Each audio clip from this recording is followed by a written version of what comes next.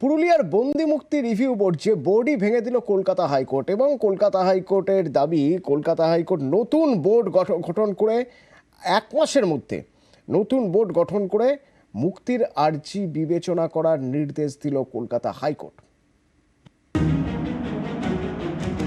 খুনের অভিযোগে 19 বছর জেলবন্দি পুরুলিয়ার নারায়ণ মাহাতো। সম্প্রতি তাঁর মুক্তির আবেদন খারিজ করে দেয় পুরুলিয়ার বন্দি মুক্তি রিভিউ বোর্ড। একে চ্যালেঞ্জ করে কলকাতা হাইকোর্টে যান নারায়ণ মাহাতো।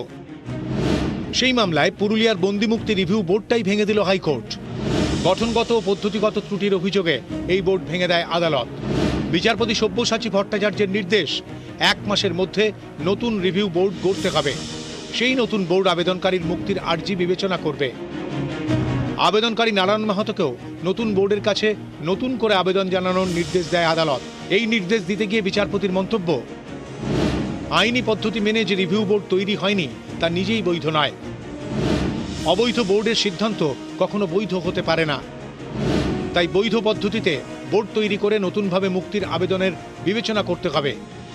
হাইকোর্ট বিচার করে দেখেছে যে পুরো বোর্ডটাই বেআইনিভাবে, যে সমস্ত লোকের থাকার কথা নয় তারা রয়েছে, যাদের থাকার কথা তারা নেই, যার ফলে এটাকে অবৈধ বলে ঘোষণা করেছে।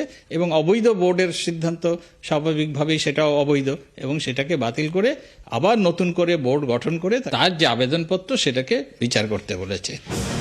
নিউজ 18 বাংলা।